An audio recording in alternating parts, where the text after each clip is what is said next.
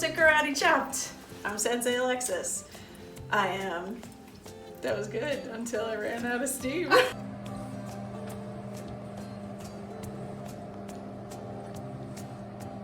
Alright, so we're just gonna add a cup of, alright, so we're gonna add some cheese.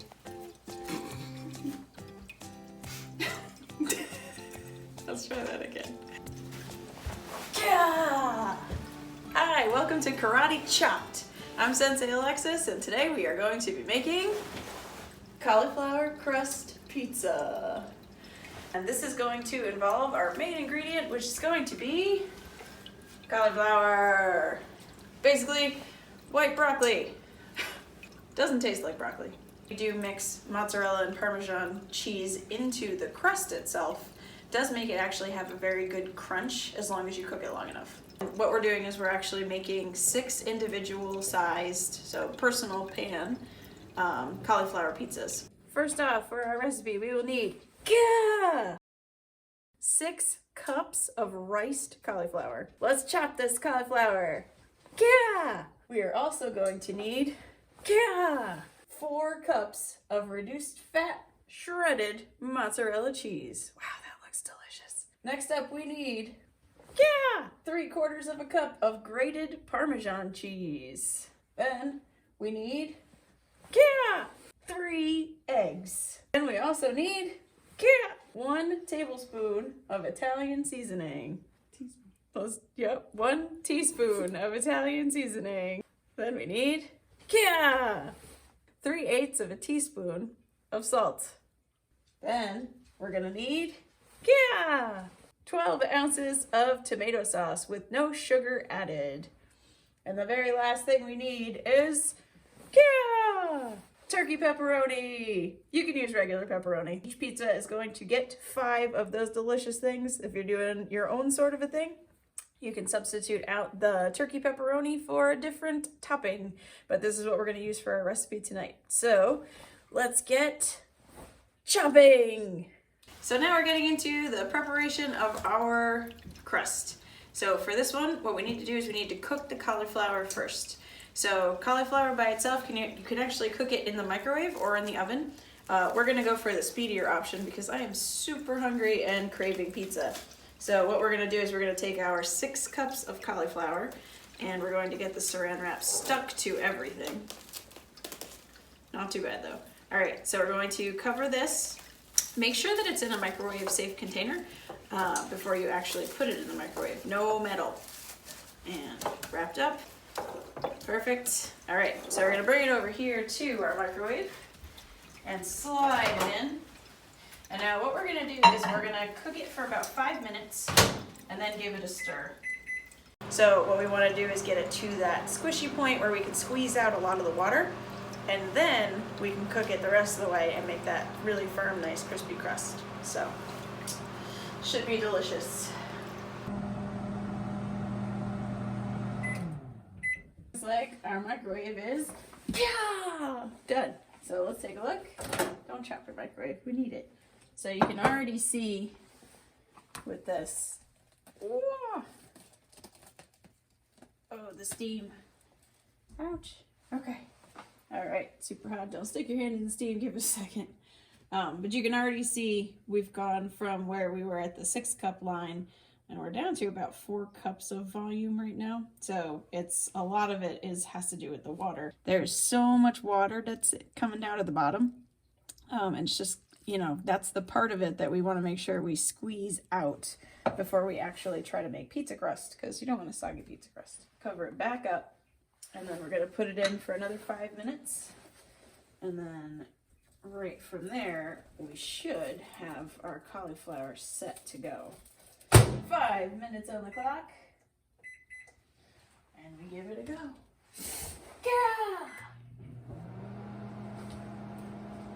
Took a lot of fine motor control to hit that button. I actually zoomed in on your pants at that moment. Think we're ready? Let's check on it. Woo! Check out the steam coming off of this. You can see condensation all the way around. Cooking cauliflower in the microwave does make a lot of moisture, so just be prepared for that.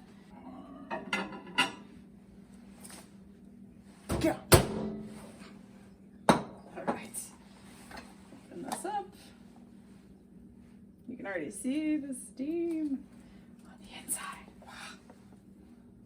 So again, we've gone down a little bit more in volume. If we pressed it back down, we're at around the 3-cup mark instead of 4. So it does cook down quite a bit. So what looked like a lot when we started, again, you can see it's getting pretty squishy. So in here, we're getting more of that paste that we're looking for. Next thing that we need to do is we need to drain the water.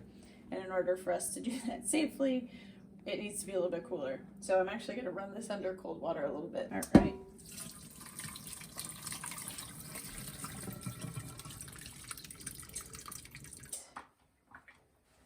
Give this a little, oh.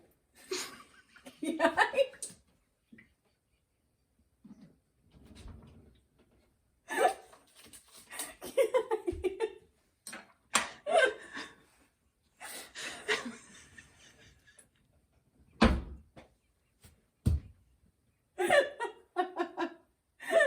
Amazing. All right. Take 2. We're gonna press on it a little. Try to get some of the water out. And you can see it's already got a lot. If we push too hard using a strainer like this one, and even though it's pretty fine, what we'll end up doing is we'll actually squeeze the cauliflower out through the bottom. And you can see some of it's already trying to do that. So we're not going to squeeze this too much. Okay, so that seems to be at a point where we're not getting too much more water out of the bottom of that. We've managed not to break the second spatula. So now what we're going to do is we're going to grab a cheesecloth. It's also pretty cute. So I'm going to hold this up here and you can just admire the cuteness of this. Oh, it's adorable. And for this, I'm actually going to prop the cloth in the bottom of the sink. Knock the spatula over, make a little nest for it so that I have a big enough area to catch it all, and then just scoop out the cauliflower onto its new home. And you can see, like, if we had kept pushing, we're just scraping our cauliflower off the bottom. So it gets loaded up in there, and that needs a good scrubbing later. Okay, so we've got our cauliflower in our cheesecloth. So let's grab this up. And now comes the strength portion. So I hope you brought your forearm muscles today. So for this one, and you can see already here, it's starting to, oh, it looks like it's crying. It's not crying. It's leaving its sadness behind so that it becomes delicious. So all we're gonna do here is just start to apply pressure. And we're gonna see our what was 3 cups turn into an even smaller amount, because a lot of cauliflower's volume comes from all of the water in it. And I'm not getting too much more water, so we're gonna take this and our spatula and bring it on over to the bowl. So then we unveil our masterpiece. Ta-da! It's just gonna plop itself out here, so we scrape it off. And you wanna make sure that you get those bits in there. You can see how that giant bowl of cauliflower that we had at the beginning has really kind of cooked itself down. And we have almost like a flour to work with. We've managed to make a pretty condensed form of our cauliflower. Doesn't look too appetizing right now, but just wait, because we're going to add cheese to it. Cheese makes everything taste better. Okay, so now that we've got our cauliflower, we're going to make it delicious and make it into our dough. And we're going to take our massive pile of cheese here and put about a cup of the mozzarella into it. So that's going to come in here. We're at 3 cups, and then we'll just kind of eyeball it. Because we want to save the rest of the mozzarella, and that's going to go, that looks pretty good. The rest of the mozzarella is going to be actually on top of the pizza. So we'll put that to the side. We are going to put, I believe, all of the Parmesan cheese in. So let me just sprinkle this in. Ki. Yep, that was a good way to do that. And then we're going to add in our Italian seasonings. Ready? Ki. That was a good one. And our salt. Yeah. Perfect. And now this one's gonna be interesting because I've been thinking about how to do this. We have to do the eggs. So I was thinking, do I chop them on the counter? And the immediate thought that was no, because all that's gonna happen if I do that is it's just gonna go everywhere. So as amazing as that would be to just put the egg here and chop it, I don't want to have to clean everything after that. So instead we're just gonna key eye on the side of the bowl. I feel like that's safer.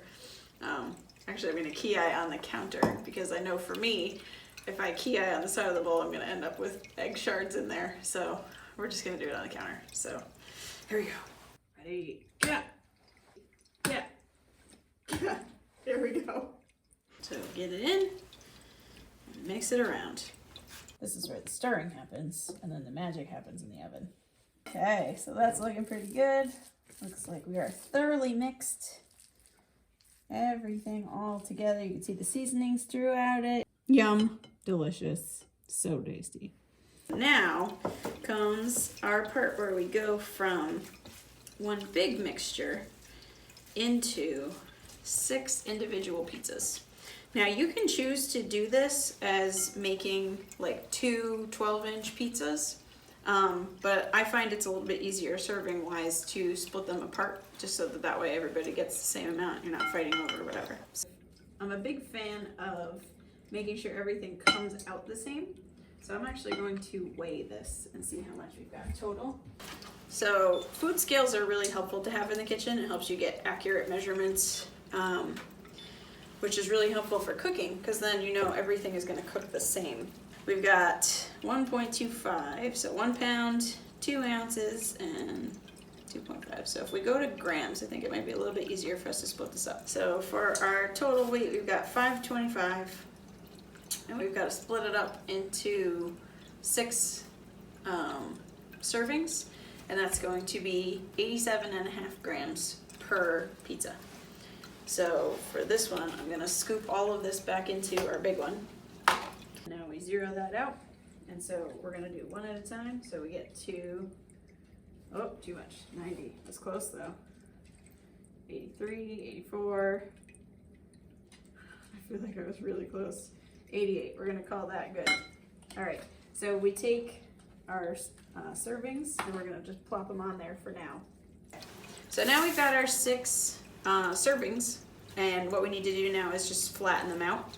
So in order to get a good pizza, we actually want to have the crust be very, very thin because that's what really gives it the crunch. If you have a thick crust,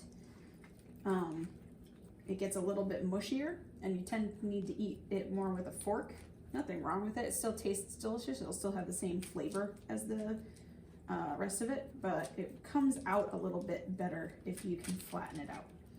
Now you're just gonna use your hands, and you can make these into whatever shape that you want. We're gonna do the traditional circle pizzas. All right, so we've got one done, and let's ninja time this one all the way through. Yeah! All right. Karate Ninja magic, and now we have 6 servings. We're gonna take these and put them into an oven that is preheated to 425 degrees. And we're gonna cook them for about 20 minutes so that way we can top them with our delicious toppings. So let's slide these in the oven.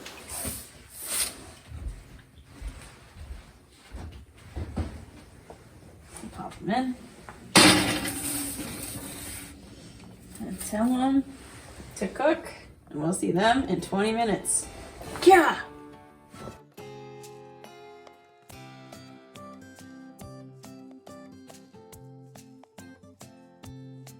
Whoa, check that out.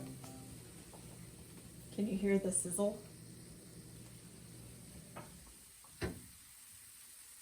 Oh man, if you could smell the smell in here right now. You'd be as hungry as I am. All right, I'm gonna keep the oven on because all we're gonna do is top these and then put them back in.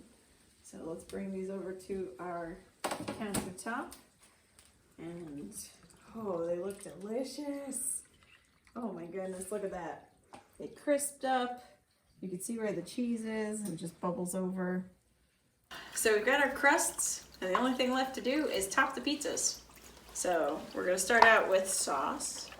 And for this one, Since we're not going to be baking it anymore, we're not going to need to measure it out necessarily, but we just want to make sure that it's even. So let's grab a spoon. Here we go. We're going to go for 1 spoonful and see how that looks. Now what I've found is it tends to be, it feels like it's a lot of sauce, but it's really, like it adds so much to the flavor. So we want to make sure that we really get the sauce on there. And it's okay if it goes over the edges. All you're gonna do is just scoop each individual pizza onto a whole plate based on what's on there. So we're gonna do 1 scoop for each one and then go back and see how much more we can add to the rest of them. And yeah! All right, so we've got all of our sauce on there, and it is important that you try to get as much sauce onto the pizza, so try not to let too much slide off because that is part of your veggies.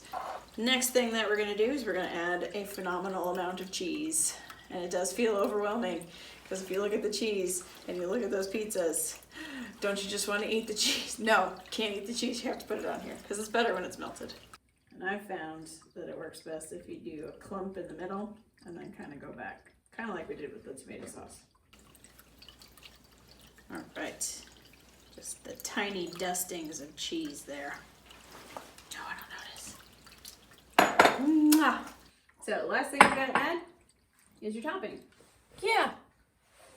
All right, our pizzas look well decorated, and I think they are ready to head back in and get deliciously crispy. So we're gonna put these back in for about 5 more minutes in that same 425-degree oven and watch them do their magic.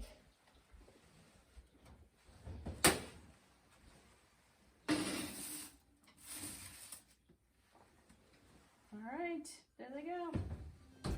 And yeah.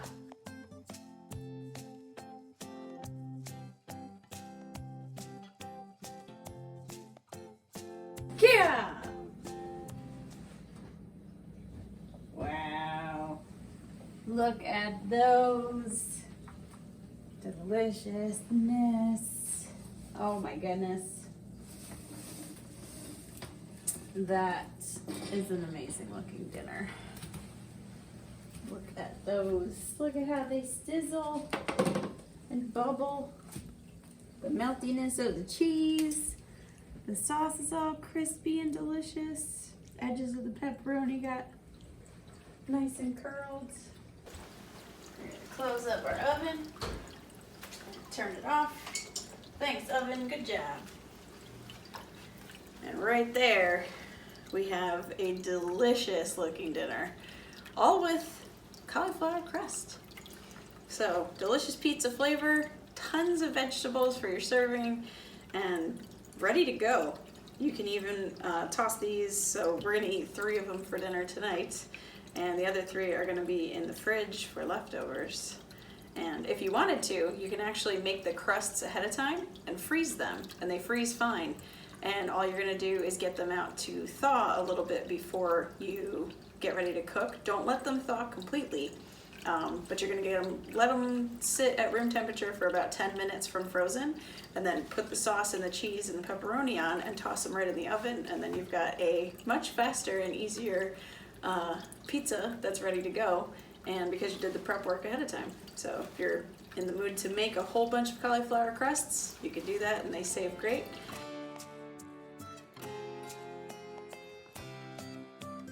Super proud of how this one came out. Looks like an amazing dinner. So let's take a bite and see how we did.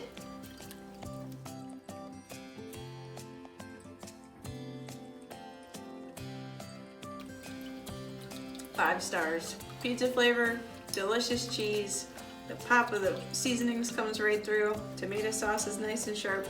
Oh my goodness, delicious. Can't wait to dig into the rest of this and share it with my family. Look forward to seeing you next time on Karate Chopped.